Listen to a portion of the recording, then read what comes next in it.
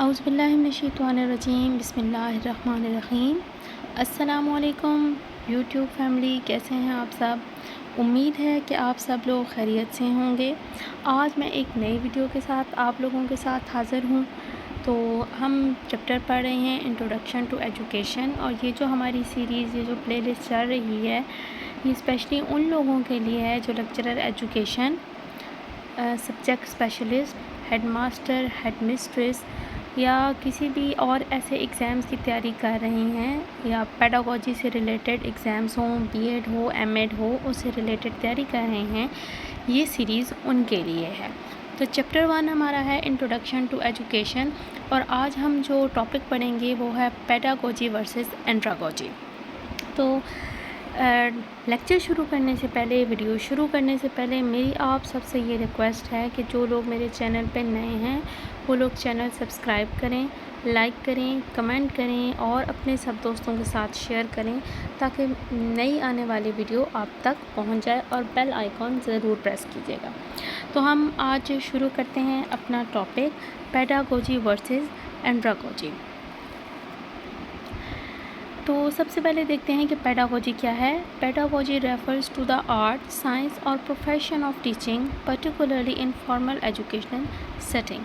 तो ये जो फॉर्मल एजुकेशनल सेटिंग में टीचिंग का जो प्रोफेशन है, साइंस और ये एक आर्ट भी है और साइंस भी है, यानी कि बच्चों को पढ़ाने का जो अमल है वो है पेडागोजी। तो ये जो पेडागोजी टर्म है, ये किसने दी थी, सबसे पहले किसने इसको यूज़ किया था? सोक्रेटिस ने इसको यूज़ किया जाए था। और पेडागोजी जो है वो 2 ग्रीक वर्ड्स से निकलता है, derive from 2 Greek words, paidos and agogos. यानी कि पायडोस का मतलब है बॉय और ओगोस का मतलब है लीडर। ओके, तो यानी कि बच्चों को जो पढ़ाने का अमल है उसको हम पेडागोजी कहते हैं। Pedagogy involves understanding how learners learn, developing effective teaching strategies and creating an optimal learning environment.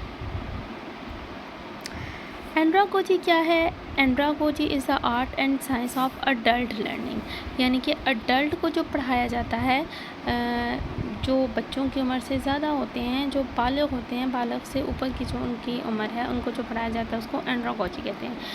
It was first used by Alexander Kapp, a German educator in 1833। 1833 में एक जर्मन एजुकेटर अलेक्जेंडर कैप था, और andragogy की जो term थी सबसे पहले उसने इसको इस्तेमाल किया। तो एंड्रागोजी क्या है कि अडल्ट लर्निंग, यानी कि बच्चों से ऊपर की जो उम्र होती है उनको जब पढ़ाया जाए। Andragogy is based on the idea that adults learn differently than children and need to be taught in a way that is tailored to their needs and learning styles। तो पेडागोजी अब क्या है? पेडागोजी में जो learner है वो dependent on teacher होता है। ओके, ये पॉइंट्स हैं इसके। गाइडेंस के लिए, एवेल्यूशन के लिए एंड एक्विजिशन ऑफ नॉलेज के लिए। फोकसेस ऑन टीचिंग चिल्ड्रन, यानी कि चिल्ड्रन जो हैं, बच्चे जो हैं, उनको पढ़ाने पे फोकस किया जाता है, और वो एज है उनकी 0 से 18 years. Emphasize instruction, guidance and direction. Assumes learners are dependent on the teacher for knowledge and guidance। Often uses a lecture-based, transmission-oriented approach। Goals include basic skills development, knowledge acquisition and socialization। तो इसका purpose जो होता है वो objective होता है, curriculum and assessment होता है, ठीक है। और ये lecture based, transmission oriented approach है, इसमें नॉलेज जो है वो ट्रांसमिट किया जाता है। तो इसकी जो अप्रोचेज़ हैं वो टीचर सेंटर्ड है, कोलैबोरेटिव है, इंक्वायरी बेस्ड है, इंटीग्रेटिव है और रिफ्लेक्टिव है। Andragogy focuses on teaching adults, यानी कि ये अडल्ट्स को टीच किया जाता है। Emphasise self directed learning, experience and collaboration, यानी कि इट इज़ सेल्फ डायरेक्टेड, ये सेल्फ डायरेक्टेड है for attainment of experience, problem solving and self actualisation के लिए है। Assumes learners are self motivated, experienced and responsible for their own learning. Often uses a facilitative learner centred approach. Goal include skill development, problem solving and personal growth. तो इसकी जो assumptions हैं 5 वो है self concept, experience, readiness, orientation to learning and motivation. तो जो adult education पे सबसे पहली जो बुक थी उसका नाम था अडल्ट लर्निंग एंड थॉर्नडाइक और इसके कोलीग्स ने ये पब्लिश की थी 1928 में। और he said learning is possible till as 45 years, यानी कि थॉर्नडाइक और उसके कोलीग्स के मुताबिक जो है वो 45 ईयर्स तक जो लर्निंग है वो पॉसिबल हो सकती है। की डिफरेंसेस इसमें क्या हैं कि pedagogy is more teacher centred while andragogy is more learner centred.